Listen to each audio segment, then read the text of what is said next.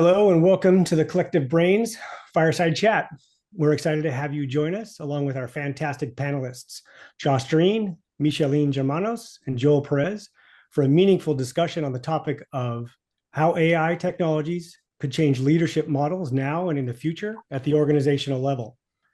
As AI continues to make waves across various industries and reshapes the workforce, we think it's important for leadership models to adapt to the new challenges and opportunities that arise. In this fireside chat, we'll delve into how AI influences and impacts decision-making, boosts leadership skills, and alters the traditional relationships between leaders and their teams.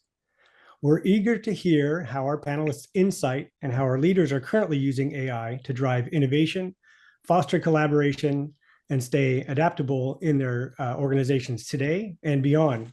Thank you for being a part of this forward-looking conversation.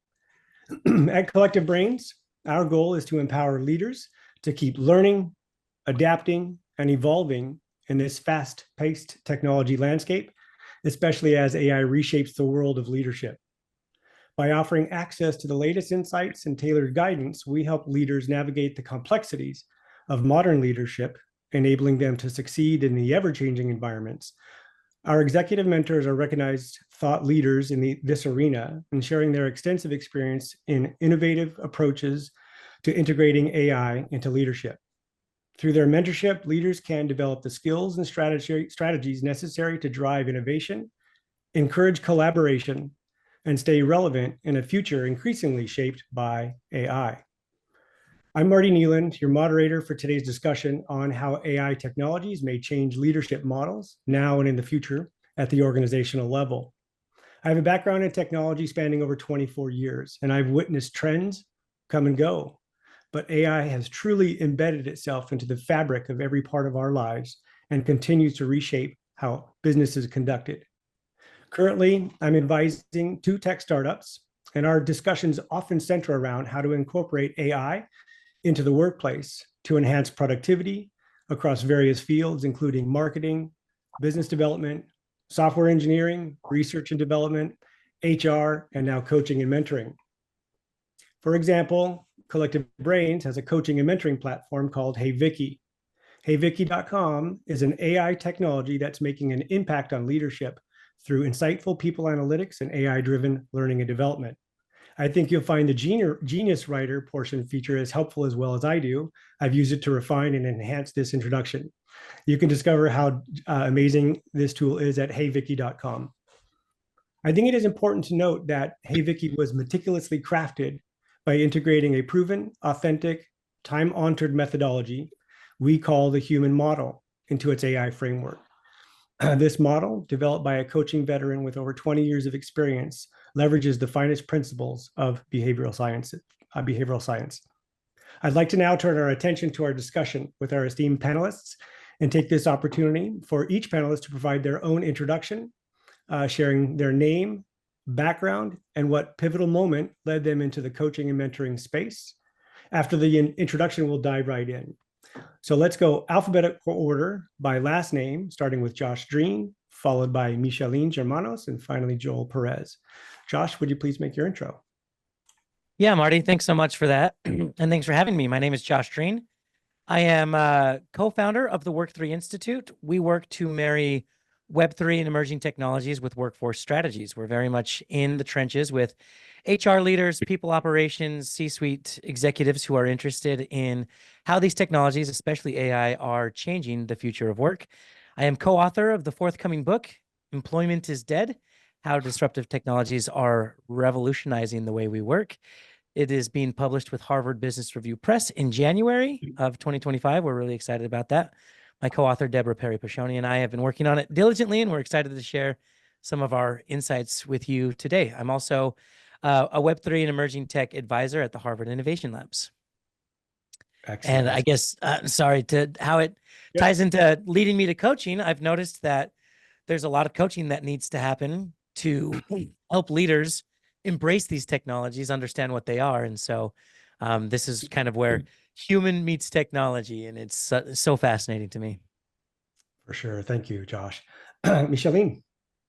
Yeah, I'm delighted to be here. I am Micheline Germanos. I am an executive leadership and team coach. My path didn't start exactly that. I'm a computer science engineer by training, and I spent 25 years in high tech, starting in R&D and moving to product management, product marketing, business development, sales in startups and in large company. The latest one was Microsoft, which is why I live now in Seattle, despite my French accent. I have always been fascinated by people and leadership challenges. And I had been dreaming for a long time to focus on this field. And I finally made it happen 11 years ago. So it's been 11 years that I've been working with senior leaders and their teams, and I couldn't be more grateful for the opportunity to do that. Excellent, excellent. Sounds like a solid background.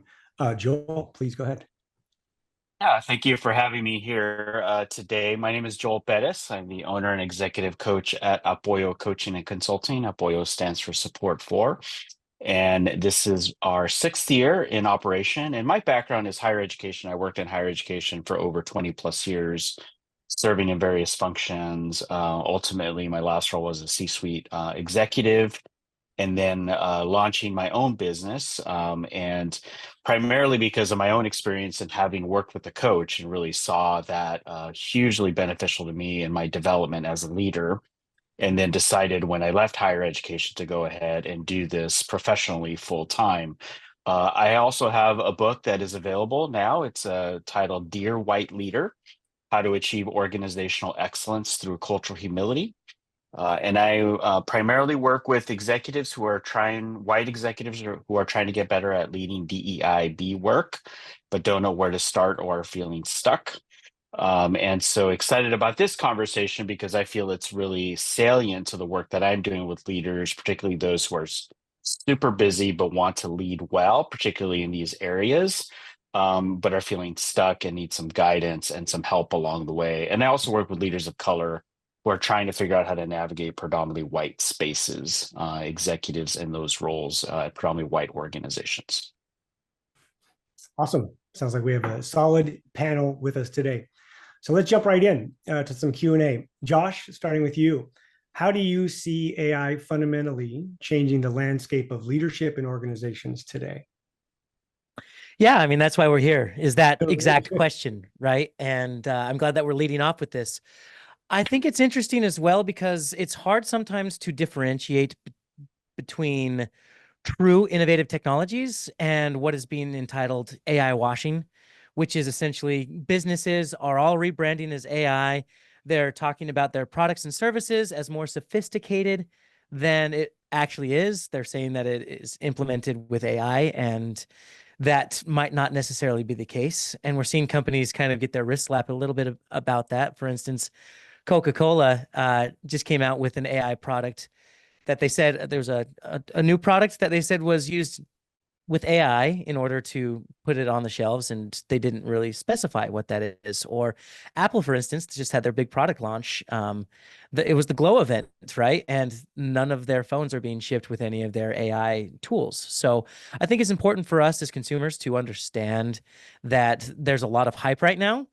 Those who are in the trenches, those leaders who are actually using it, are starting to understand its limitations, realizing that, oh, AI is a nice aid. It does not replace us as humans, or it does not replace a lot of the elements that I am looking towards. And so I think the trick as we move forward in using AI is to understand why you want to use it, how you want to use it, and then to put in the strategies and the process, understand the stakeholders, the people who are going to be implementing it, instead of chasing after the shiny bells and whistles, implementing it without a full strategy or a full idea, thinking that AI is going to solve it for you. I have lots of experience thinking that AI was going to do much more for me, especially writing a book, than it actually ended up doing. And so I think that's kind of where we're at. It's a great aid. It doesn't replace. So leaders, keep that in mind as you move forward, that you still have to lead.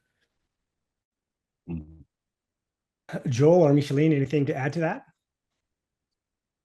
Yeah, I would say, to add to Josh's point, right, you still need a lead, that you can't rely on AI to do everything for you. And that's the danger sometimes we find ourselves in because we want the shortcuts, and shortcuts can help, but the reality is that we still need to show up as leaders and still acknowledge that we have some flaws in us as we lead, and we can't let AI do the work for us. That's not what AI is for. I see it as a tool to help us be the best that we can be by giving us some guidance, some advice, but ultimately it's up to us. And it's important, I believe, to have humans around us to help check ourselves as leaders when we need help and assistance. I really believe doing this work, you have to do it in community. That's why having a coach or a mentor is so important, or someone in your faith community or whatever else, whatever might be the challenge.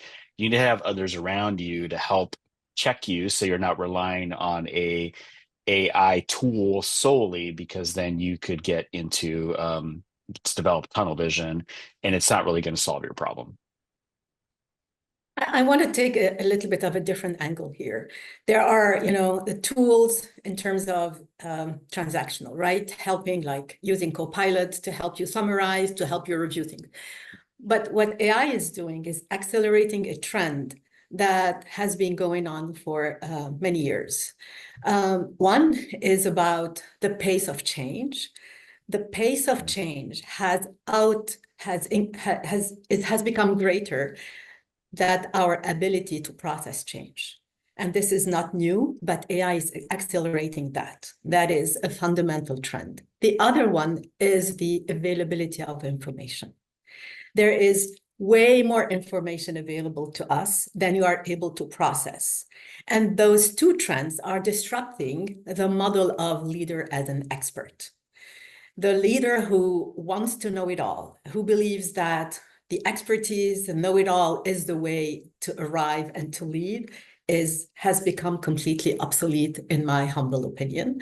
And where leadership needs to go is first to adapt as a leader by being comfortable with not knowing, and by being comfortable in creating an environment where it is productive to crowdsource the information and the wisdom.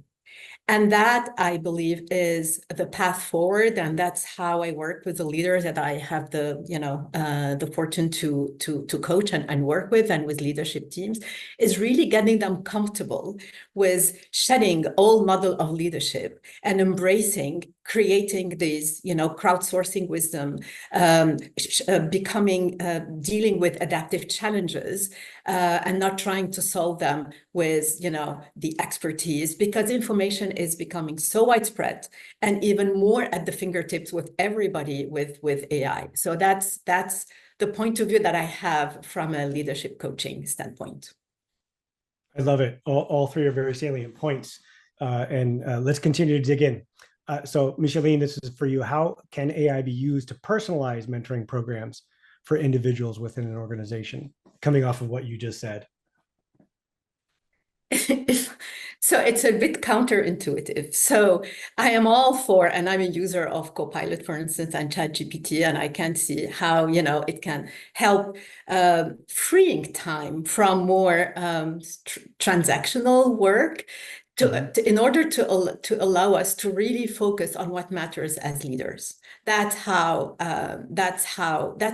viewpoint here is, if you are able to summarize better, if you're able to review a meeting that you were not able to attend because the notes are here, et cetera, then really it frees times for you as a leader to be able to step back, find some stillness, and think about the challenges that you want to solve and how you want to bring your team together to collectively solve those difficult or challenges, right? Or what we call adaptive challenges. It's challenges where there is not today a known solution, and it requires thinking differently. It requires tapping into the collective wisdom that is there within your organization. I love it. I can go off on so many tangents with that, but this is about you guys, right? Anything else the other panelists would like to share in that space? No, good. I love it. Okay, ethical considerations, although this was danced on a little bit by Joel. Joel, this is for you. With AI, There's a lot of data involved, and Micheline, you brought this up as well as Josh. There's a lot of data out there. How do you handle ethical issues like privacy when using AI in coaching and mentoring? Yeah, that's a good question. I think as a credentialed coach, right, I abide by ICF's ethical guidelines and have to in the work that I do. And it's evolving. I would say that a lot of what's because it's being generated so quickly and change is happening that I think there's a lot of uncertainty, particularly around the ethical issue and how to use AI. I think what I always tend to do is going back to what I said about working with others and being in community is check yourself, right? And so that's the human element, because it's really easy to try to find easy answers, but those easy answers could lead to some ethical challenges for us as coaches and mentors. And so always having folks around us to check ourselves, to just double check, even especially if something doesn't feel right, just to run it by someone. And that's why it's important. I mean, I'm probably going to like say this a lot, but it's the human element is super important, that we just can't rely on the AI function, particularly when it comes to wanting to find answers easily, because that could lead to some problems. Like when attorneys use AI and they're just citing cases that have never actually happened, right? That AI has told them has happened. That's a problem. And that's why it's important to have folks around us to check our work. So I don't know if I have any like real in-depth other than making sure that one, realize that it can happen. I think acknowledging that it can happen. And two, when something feels funny or not right, to find some folks around us who can say, yeah, that's not right, or no, that's not going to be a problem. I think that's really important. I love it. Josh, Micheline, anything to add to that? Yeah, I would say as well, like that's true on the ground level, right? I love what Joel was saying there.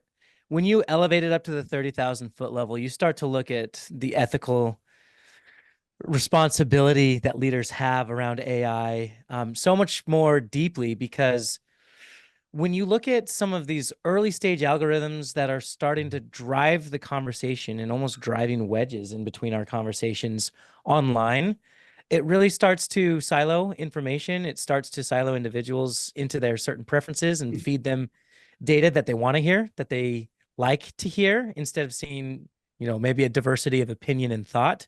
And that is because there are a few very powerful people at the top who are choosing, what we see and what we are experiencing. And so right now there's a bit of a race to get to the top of AI. Those who control the AI algorithms and the models will be able to control society. And I'm talking more from a, there's two camps, right? AI leaders who think that this is the end of times, and others think this is a launch into something much, much bigger. You got to obviously listen to both, depending on your algorithm, of course. But I think there's a huge responsibility for leaders, especially sitting at the top of organizations, who are receiving information from AI, who are training the model on AI, that it needs to be fair and equitable. And that's a big challenge. That's a lot of power in the hands of a few individuals controlling what we see, what we hear, what we believe. Right, right. The only thing I would add is, again, AI is amplifying existing trends here. And in the world where so much information is available, it is very easy to not question it always. And I believe that as a leader, a fundamental trait is staying curious. And curiosity is what helps us both not take everything for granted, challenging assumption, but also going a bit deeper and questioning what we're seeing. Curiosity is a fundamental leadership trait, and that one that is particularly, I sometimes sound like a broken record about the importance of curiosity, and it allows us to challenge truth, established truth, or what we believe are, or what we we are led to believe are established truth. And AI is only exacerbating this trend, hence the importance of keeping, staying curious. I love it. All very salient points again. And again, I can go rabbit trailing here. Got a question from the audience. Should leaders play for profitability and let people go as they become unnecessary, or should they accommodate people into the scenarios? And I'll leave that for whoever wants to jump on that. Let me jump here. Oh, no, we're all excited. Micheline, go ahead. No, go ahead, Joss. Go ahead. You're fine. It's an interesting question, and it's posed black and white, like which one should we choose? And that is not necessarily the question. The question I would ask is, where are you trying to go? A good example is Klarna AI, right? They've been in the news quite a bit. Earlier this year, they let go 700 employees in their customer service support department because they had a new AI chatbot that they felt could do the work. And so it was a big deal. 700 people laid off directly as a result of AI taking their jobs. Big and scary. And then you start to unpack it a little bit. A lot of engineers got in there and recognized that their AI tool wasn't that very strong. It was just regurgitating answers off of their handbook. It would refer very quickly anyone who had even a slightly hard problem up to a human. And they eventually had to bring some of those people back. Or Klarna CEO just made a huge announcement that they are planning to remove their Workday and their Salesforce applications, which are standard and a foundational practice in a lot of businesses, to replace it with their own AI system. And, you can listen to Josh Bersin talk about this in his most recent podcast. It just says it's not going to work. We're not ready for that level of replacement. And I think they're chasing trends. So does that mean that the impact of those 700 people who were let go, that impact wasn't real? It very much is. And so you see kind of two camps a little bit. You have leaders who are interested in seeing the bottom line increase. Employees are very expensive. If we can replace them with robots and AI, then we will do it. And so they're chasing this relentless drive towards productivity at the expense of the workforce.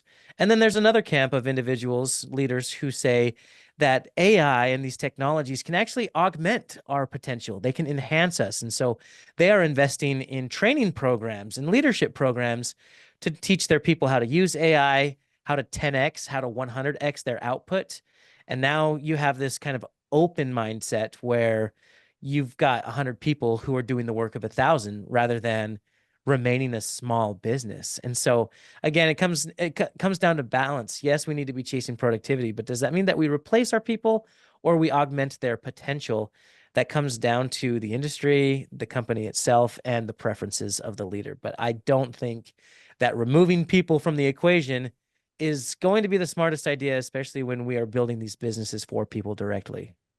Yeah, thank you, Joss. Well said. The only thing, I absolutely agree, and this is where I was going. And what I've seen with some of the companies I work with is really being very smart about where is some benefits, where are some low-hanging fruits that if we invest, if we can direct our attention, that we can either save a little bit or become more productive, or being able to do things that we were not able to do before because we were resource constraints, and leaning on the intelligence, on the information, and there can be very, very beneficial. And today that's where I think successful companies can use AI is to do things that they were not able to do before, and do them sometimes in a smarter way than they used to do, I think, for the foreseeable future. And I love the example you used, Josh, was, if you go all in immediately now, you might not like the results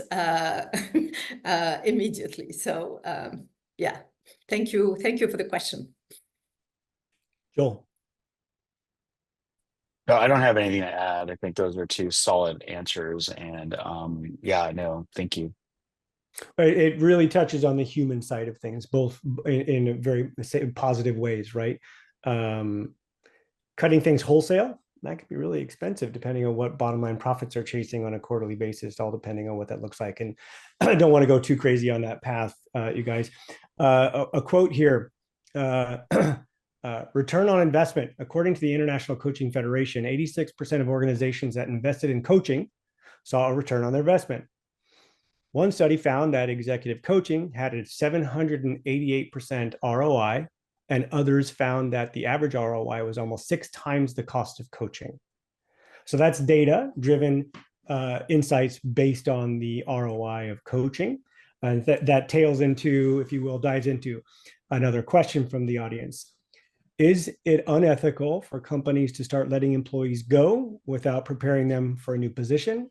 Or is everyone solely responsible to get ready, either to get ready to be redundant or get ready for their new career based on this whitewashing, based on this wholesale transition, which is just devastating? So is it unethical for companies to start letting employees go without preparing them? What are your guys' thoughts? Wow, this is a very broad question. Okay, so is it unethical for... I'm European, so I believe that companies and a society has a duty to those who are more fragile. That's a fundamental belief. And in Europe, usually, in France, when you lay off people, you support them with a system that will help them land on their feet. And that this is something that I deeply believe in, right? It's our responsibility toward others.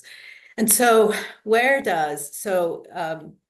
so the answer is, I think yes, is, it is unethical to decide, that today we're Tuesday and on next Monday, we will have 300 people less in the org, and good luck to you. I believe it is unethical.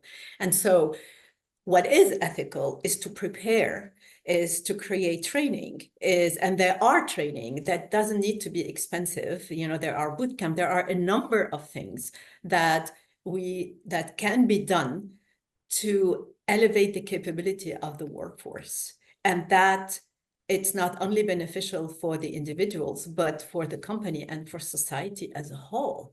That's what I believe. I love it. Joel, Josh?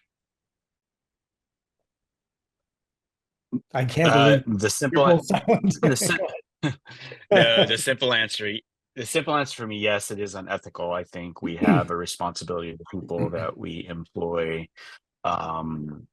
That's my nature, though, and so I really am caring and compassionate and really want to help people land on their feet. And so that behooves me to, if I were a CEO or in the boardroom making the decision, I would raise the issues. We got to prepare our people. We can't just cut them loose.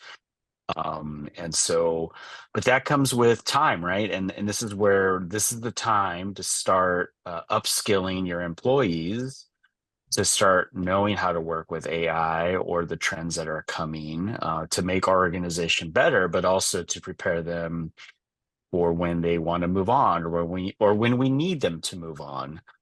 We've given them the skills to help us get better, but also to lead in the future. And AI isn't going to go away. My spouse was leaving the house today, and I said, "Hey, I got this thing I'm doing." And she's like, "Good luck with that." She's like, "Not my favorite topic," but I think, and she said in her last parting words were, "I guess I just need to think of AI as like the internet. It's just here to stay. It's not going anywhere. And we need to figure out how to leverage it so that we're better for ourselves in knowing what, better ourselves so that we can engage meaningful in this work that is going to continue to evolve and change and morph, because it's not going to go away." And so part of that is providing the skills necessary for our workforce in order for them to figure out how to use AI to help us as an organization, but also to get them ready for what's ahead of them if they decide to leave, or if we need to decide to have them leave. Yeah, and I will just say as well, he's talking about preparing your workforce. I love that. I love that leaders have a responsibility to do so. I would also address the workforce directly, that it is your responsibility to learn AI and to upskill yourself, because companies are not loyal to employees anymore, especially as we see them blame AI advancements as the reason why we're letting you go, when the result could be that we are slipping in productivity, which is a leadership problem. It's not a personal employee problem. And we're seeing the worst practices on display I've ever seen in 2024, especially in the job market. For instance, Cisco just let go 5,600 employees this year, and that is their second round of layoffs. And simultaneously, on the same day that they let 5,600 people go, they announced record profits. I mean, what kind of dystopia are we living in when we announce record profits and massive layoffs on the exact same day? Yeah. So I'll say that again, right? Companies are not necessarily loyal to employees. They will cut you in a heartbeat if they think it'll make them more efficient. So, and just note this as well, right? If your company, wherever you're working today and however safe that you feel, just remember that Cisco said to 5,600 employees that they were safe back in February when they laid off 4,000 people in their first round. And so practice career cushioning, practice, going through a plan B or a plan C, which should be upskilling using AI. You need to be practicing, you need to be learning, downloading courses, even use AI to kind of plug that. And that's the purpose of Vicky.com, right? This is a very awesome tool that will show you how to upskill, how to be a better leader. It's not going to replace your coaching entirely, but it will at least help you get further faster. While you're waiting for that one-on-one session with your next coach, you'll have some support, which is a great use of AI. Love it all. It's hard to agree with or disagree with anybody from their different approaches, right? And we do come from that. And again, one of the things I hear is the human side of things, right? You have a very analytical and logical background, Micheline, from your data science world. And you also bring the human approach in that space. And Josh, I love it. What you're saying is like, man, they don't really care about you. So you kind of got to upskill and level yourself and use this opportunity to do this. And I see friends of mine, hey, I just achieved this badge. Hey, I just achieved this badge by doing these LinkedIn learning courses. And Josh, where you're Joel, sorry, where you're driving with the same messages, it really is important.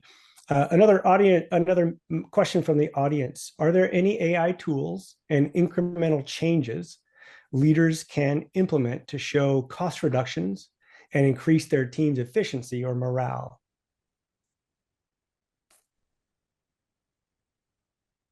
Kind of a complicated question, right? So I'll go one more time. Are there any AI tools out there and incremental changes that leaders can implement to show cost reductions and increase their team's efficiency and morale? I mean, I'm thinking, heyvicky.com, to be honest. Exactly. That's what I was, yes. Seriously, So, I've been in there messing around. It's fabulous. Not just the genius writer, but everything else it does for the team, mentoring and coaching. Yes. So I had the opportunity to play a bit with Vicky, and it is really a tool that you cannot hire an executive coach for every employee in your company. That is impossible, right? The cost it's not possible. But what you could do is sign up every employee in your company to become a user of Vicky, because it's very cost affordable, and it's very intuitive, and it can help you. I don't know, if you want to enhance your communication, if you want to, enhance your productivity and how you manage your time. All of those can become a dialogue between you and an AI tool that is Vicky. And that's a great example of something that can be done at a very effective cost, and that can have a very good ROI on a mass level, I think. Fabulous. Josh or Joel? I'll just say one thing. I don't know if I love that question. I feel like it's the wrong question to be asking. How do we make our people more efficient? To me, it's how do we provide a better experience to our employees so that they can be more productive, right? This relentless drive for productivity is having an inverse effect. We are relentlessly pushing during a pandemic, while we're working from home, while we have personal matters, and because of that, more people than ever have been burned out. They are disengaged. 79% of employees are either actively disengaged or not engaged at work. And so you see certain trends like quiet quitting, where they start to just work to the job requirements that are given to them, or productivity is one of my new favorite buzzwords, which is that we're faking productivity, managers as well, because it's the only way to survive in a way. And so leaders need to take a hard look, not at their bottom line and not at the ROI of AI, but the employee experience. Because if we can't bring back job satisfaction, if we can't bring back fulfillment in the work that we're doing, then all the rest of it isn't even gonna matter. Like, you could bring in the coolest, best tool, Vicky even, and it's not going to do what you want it to do because there are some fundamental issues that you're not addressing at the company. So my answer is that AI will not solve the culture and No, of course not. the missing strategies underneath. You got to figure that out first, and then pick the tools that you feel will help enable your strategies. That's fabulous. All very good questions and answers. I see it very similarly. It is cultural. And again, the theme I'm getting from all three of you is we're humans. AI is a fabulous tool. It has a reach, but what I'm also hearing is the pressure downside from being relentlessly pursuing the bottom line. If leadership understood or took the stance of, hey, it's a tool. Let's set our culture. Let's leverage these tools, and you can only expect so much productivity. So you have to bake that into your systems and your financial models, right? So I'm kind of interpolating several aspects of what you're saying. One more question here. On the session title, you talk about leadership models. After 10 years of AI, what will be the best model or models, or what will be the main differences from them today? How is AI going to evolve in this salient conversation?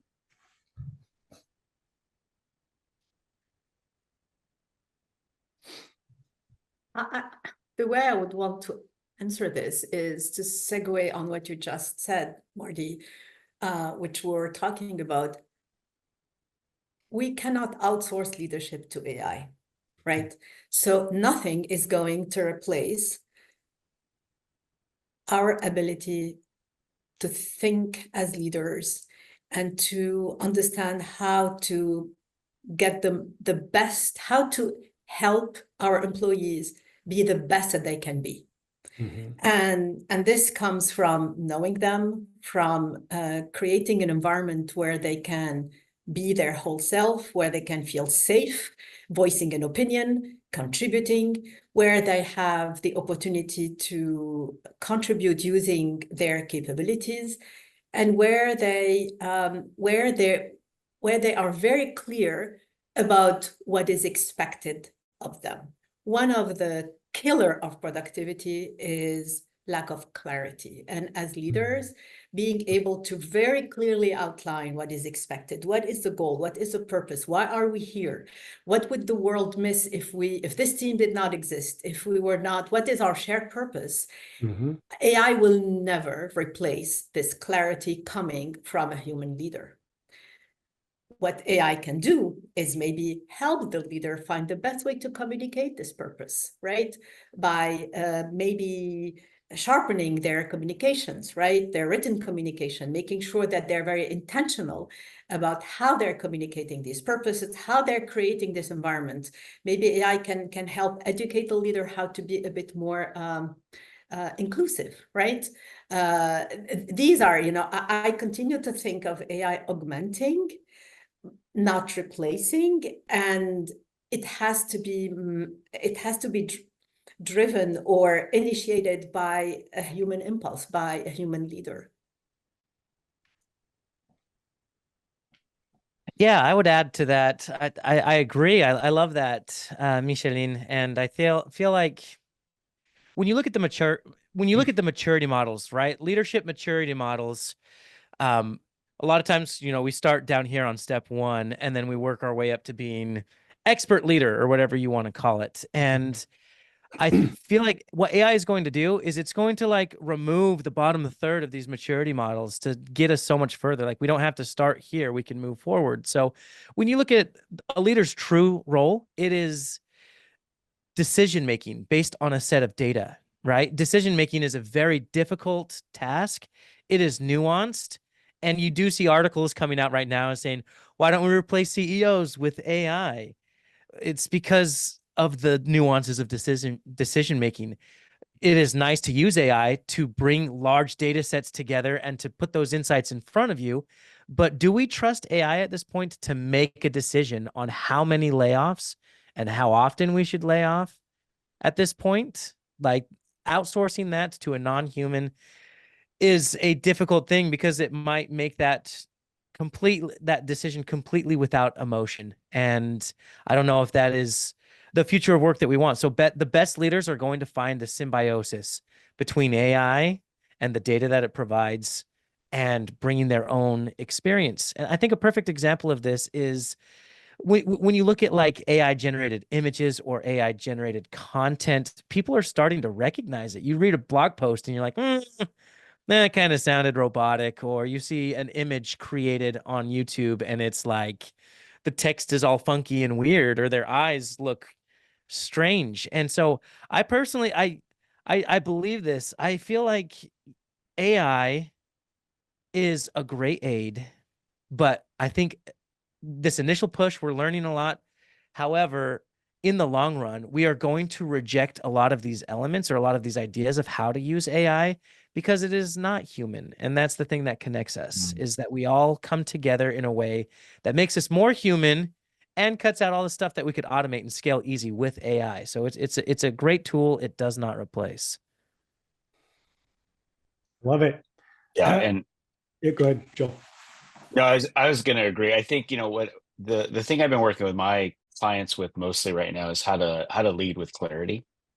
And what I mean by that is being really clear about how you lead, and AI can help you figure out how to communicate that in a way that hopefully the people you're leading can understand where you're coming from and how you make decisions. And because decision making is a huge part of leadership, to Josh's point, and AI can help you, to Micheline's point, communicate that, but it's not going to make the decision. It's not going to do it for you. And going back to what was said earlier, I think culture is a huge part of that. And if you can create a culture of belonging in your organization and be really clear about why you're doing what you're doing, I think your teams will appreciate that, and you would create the culture that you hope to create so that your teams can be the best that they can be and communicate with each other in a way that's going to cut down conflict. Conflict's never going to go away, but I think AI can help your organization navigate when those things come up, because you have something to go to ask for just some frameworks that you can use to implement in your leadership. I love it. I'm just going over my notes here. So I think this is kind of an interesting segue. Joel, I'll ask you this, and then everybody else can jump in. AI systems can inherit biases, much like humans, but let's just call it the AI systems for now for this conversation. How do you ensure that AI tools used in leadership and development are free from biases? I don't think you can. I don't think you can. I don't think you can design something that's going to eliminate bias, because I think it is innate in humans who created AI, and it's just going to be part of, just like us. I don't think we can eliminate bias in us. When I do these workshops on cultural humility, I talk about acknowledging your own biases and that we all have them. So I think recognizing that AI is going to feed you some things that may inherently have some bias, and for you to figure out ways or develop a model or whatever you want to call it to check the bias, to make sure you can mitigate the impact. And because it's the human effect, right? That folks who designed AI had some biases. Recognizing those things is the important thing, and then figuring out a way how to mitigate so that you check yourself and create a filter. So you filter out where you can see your biases. To Josh's point, we can if we read something that was generated by AI, we could probably tell. And yeah, AI may at some point get really, really good where they may eliminate that, but I still think there's going to be some strands of things that we could tell, like, yeah, that doesn't sound right. And I think we as leaders, and if I were coaching or mentoring leaders, I would say, yes, use AI, but just recognize where there might be some biases, and then let's talk about them so that there's that human element. So that's how I just don't think it's going to go away. I don't think AI is going to, be bias free. Micheline? I tend to I agree. I agree. And this is again why I continue to view AI as a supplement and not something that nothing can be outsourced from a leadership standpoint. And as a leader, we owe it to ourselves and to the people we lead to stay curious and to question, right? And to check in. I'm very, both professionally and personally, I'm very multicultural, right? I was born in. So anyhow, the people ask me, you must know you're very diverse culturally standpoint, and I say yes. And the only thing I would say is I don't assume I know. Even when I think I know, I don't assume I know, because what I know is what I have perceived. It was my heritage, where I grew up, my experiences have made me understand things and react to things the way I do. That doesn't mean that somebody else hearing the same thing will react to them and understand them. And assuming that we don't know is, I think, our card out of jail is actually in this from a cultural standpoint. Josh? Yeah, I love the idea of that, like assuming you don't know and ask questions and be curious. If I put on my devil's advocate hat, and I think, well, there are very powerful, rich people right now who have biases, they have Yes. opinions, and they want to push those on us. AI is the best way to do it. It's a great way for Absolutely. us to continue to do it. So we need to be vigilant. We can't let AI just let us coast. We need to always be questioning, always be curious, and always be, watching for those biases and calling it out when we see them. Yeah, and ourselves first, right? Yeah. In our, and maybe that's the biggest challenge, right? Is Yeah. the Yes. human individual. Yeah. I could almost close with this, but there's a couple more questions I want to dig into. And I think this is great. I think we've got about. I'm happy going on for the hour, but do you guys have a hard stop at the top of the hour? No, are you good to go? Just a little bit more. Okay, we'll play it by ear on how you guys go. So all these things are interrelated, and I'm hearing over and over and over the human element, the human impact. I'm hearing over and over and over that AI is a great tool, an accelerator, if you will. It's a great tool to take care of tactical work. Let the human do the strategic work, and let the robot do the robot things. And if we think about that at scale, where I want to go with this question, how might AI change the scalability of mentoring from one-to-one to one-to-many? And I know we talked about that a little bit. So how might AI change the scalability of mentoring? Because there's a statistical correlation of mentoring and coaching to output, but let's not think about it as a robot, but let's think about it as a human evolution. As Josh, you were saying, AI could eliminate the bottom third of that hierarchy of learning, if you will, and escalate you up to the top 2/3. So, Micheline, that question was for you from a scalability from one-to-one to one-to-many. What are your thoughts? So I love this question because, well, the way I view it, I don't think I'm the only one, is coaching is changing the world one person at a time. And so when I coach a leader, it's not only the leader and coaching is about behavioral change, right? Is building new habits, is shedding, is letting go of limiting beliefs. Those beliefs who are not true, but we hold for true and dictate how we act and operate. So when a leader is, changed, well, they have immediately a ripple effect on everybody they lead.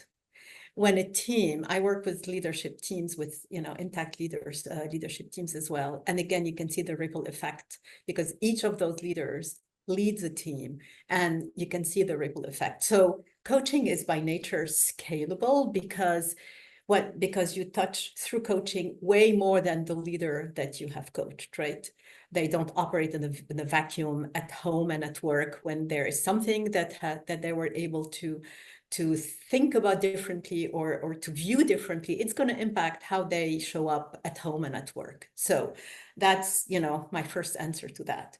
And if you are able to augment this one-on-one or one-to-few coaching with a tool like Vicky, that's, I think, a winning combination. Because as I said, it's unrealistic to imagine that any company, as generous and successful they might be, can provide a human coach to their employees. That's just not practical.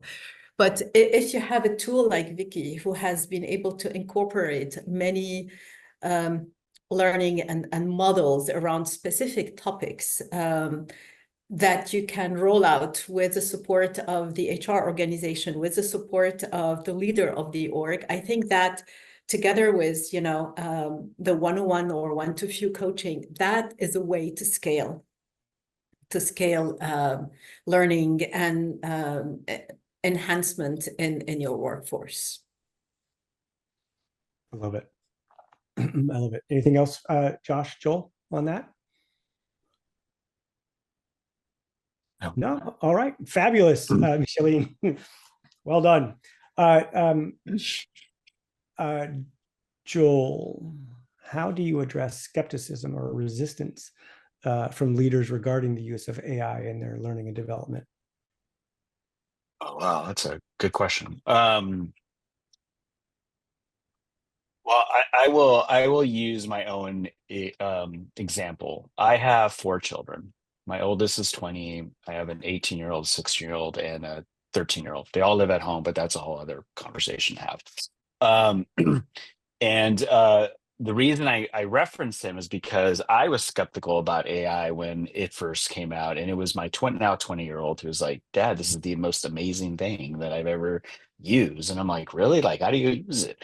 And it was at the time where schools were trying to clamp down on it, right? You can't use it to write papers. You can't do this. And so I started like exploring it. And so I think it's acknowledging that change is happening, and that it's not going to go away. Back to my wife's point, is that it's just here now. We have to recognize that it's not going to go away, and we need to adapt and begin to utilize it so that we're better. And so I think the skepticism is real, but I think it's sharing our own examples of what happens when change has been introduced to our society, our workforces, workplaces, so that people can make the connection, right? Like, oh, okay, this is just the way it is, and I got to upskill if I want to continue to be successful in the roles that I play. So I think that's the way. I think getting people familiar with using, I think as leaders, as C-suite executives, is recognize that people are going to be resistant because there's a generational divide, right? I think Josh earlier, when he's introduced himself, talking about how certain generations probably are much more, early adopters versus those of us who have been around for a while. Are like, yeah, I don't know about this thing. What can we learn from our new employees at a younger age, talking about diversity from a generational standpoint, to help us get better at the work that we do and see it, or taking a growth perspective as opposed to the world's going to end and Terminator's going to show up, right? And I think that's the way, personal story, and recognizing we have a lot to learn from from the younger generation that can teach us some things, and we need to tap into that. So, Josh, Micheline, any thoughts there on skepticism? Josh, I mean, come on now.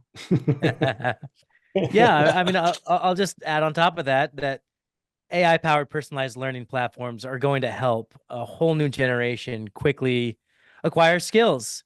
So what does college look like? Is it getting a 4-year degree, going into debt, and learning skills that might be helpful in the workplace? Or will they start micro learning earlier and start building those skills, which reduces time to productivity by a long shot? And now all of a sudden you've got a whole generation of kids who have been like already in their field, already coding, already doing things that they're passionate about. And they bring that not necessarily to the workforce, they bring it to a DAO, a decentralized autonomous organization, where they're contributing to several different projects that they're passionate about, working with like passionate individuals in vibrant communities, and finding ways to work outside of traditional corporations. That's what we talk about in our book, right? Employment is dead because these traditional 9-to-5 models no longer serve us, especially with AI coming out. We could learn from an AI professor, an AI mentor, much faster than we can through traditional ways. And it's going to upend everything, so much so that Reid Hoffman, co-founder of LinkedIn, recently said that the traditional 9-to-5 will be dead by 2034. I think much sooner than that. And I think that we could start a whole new conversation on that, but I'll just go ahead and put a period right there. I was tailing. I love it. I love it. it, Josh. And I love so the disruption coming from the younger generation entering the workforce and entering it differently, having different aspirations, not interested in the 9-to-5 model, right? As well. And AI providing the way not to go there. I want to just add, when you say skepticism, sometimes I hear it of fear, right? More established leaders, right? I'm not talking about, the college grads or very young people, but people who have been able to rise to leadership in the traditional way. And skepticism for me rings a lot like fear, okay? Am I going to be disrupted, right? How am I going to cope? And so, and yes, there is, and it's normal, it's human. And again, this is where, accepting the fact that I don't have to know everything and staying curious can help is to, lower the level of skepticism slash fear. And also not having to go all in, but really looking into what becomes possible. What is, being incremental, trying things and see how it works, and enabling and encouraging my org to maybe try it with me. And so that experimenting together is a way as well to combat skepticism slash fear in a more established, organization level. Man, you guys, I can go on. This has been fantastic. You guys are providing really incredible insights. I'm gonna throw some buzzwords out there and let you chew on them, and then I'll wind it down to a close and ask a couple of questions. But what I'm hearing from everybody here, humans are important. Humans need to make decisions. Humans can use tools to make decisions. And if decisions get made by robots or by leadership chasing quarterly revenue or profits, depending on where they are specifically and solely, maybe that's not the right way to go. I mean, there's so many examples that we can cite from that particular space. I love micro learning. That's a fabulous term. I like the idea of coaching from one to many, how to elevate, and I'm going to use this term, elevate on an overall global basis, or 1 to 2 points on an elevated basis. If we look at that as just a statistical significance, what that can do from a 1 or 2 to 3% points, basis points, what could that do for the world? Leading with clarity, cultural humanity, elevating the output with training. If you were leading your own company, say a large enterprise organization, and you had your utopia on how to build that organization, and everybody here has very strong opinions, how would you build that company to maintain profitability? Because everybody would have to eat. I mean, you're taking the responsibility of bringing those people with you to build on your vision, right? So how would you build that organization? And selfishly, how would you incorporate coaching at scale into this organization as a responsibility for I don't want to go as far as Star Trek. Well, we know how to deal with people like that. To elevate, if you will, all ships rise with a tide. I don't want to get too hooga booga over this, but how would you build your ideal organization with leveraging tools of today at scale? You're asking each of us to. Yeah, let's do it. Okay. Yeah. Okay. Wow. Okay. If I was creating an organization, I think I would need a little bit more this 1 minute to give you the answer. Yeah, but that's okay. Let's use this as our closing question. Because Okay. I have 100 questions I can ask, but let's use that as a closing. Okay. So the first thing I would want is to have have clarity about what I'm trying to achieve. What is the purpose of this org I'm creating, right? It starts from there. What am I trying? Who are my stakeholders? Who this org is serving? This company, whatever is serving. Who is my audience? Who are my clients? Who are my stakeholders? And I would also think about not that in a vacuum, the environment, the community that I'm living with. I would want to also think about the impact on the environment. We're not here in a vacuum. We have a responsibility to future generations, right? Right. So I would want to take that. I would want to think about the place that my company is going to occupy. And when I have clarity around that, I think I have a much higher chance to attract the right people to come work with me, because they would be either embracing the same purpose and goals or not. And in that case, they wouldn't come and I wouldn't hire them, right? So starting from that, having the right people join, and then being clear about the environment that I want to offer for them to be the best that they can be, right?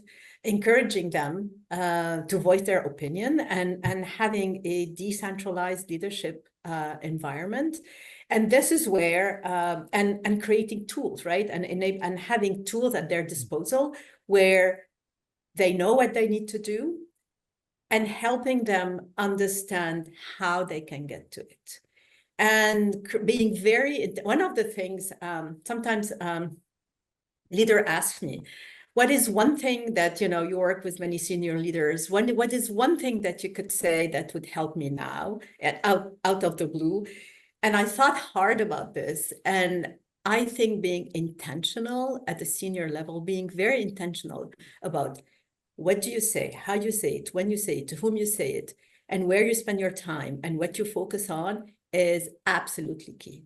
So being very intentional, then you can cascade this intentionality down in your org. And I'm going to stop here because we don't have a lot of time, but that's how I would go about it.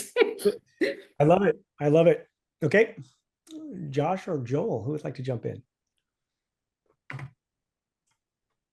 I think Micheline did a great job, and I'm not saying ditto, and I'm not going to say anything. I think that what I would add is getting the right people around the table at the beginning, right? And community is huge for me. It's a huge value, because I think Micheline, the foundation is solid, but bringing people into the conversation that, other than people who are going to provide you the funding, but people who are going to help you design and think about what it is, what the foundation needs to be to create that culture of belonging. That's like the psychological safety that's going to be necessary. And that's where AI can help, right? To provide some ideas, thoughts, frameworks to use and then build out. And I think integrating AI in every aspect of building the organization is going to be really key, with intentionality. So that way, the people that you're bringing into the organization knows that it's a value of what you're doing, meaning I also need to bring it into the work that I do. And that, I think, will help with the scaling piece.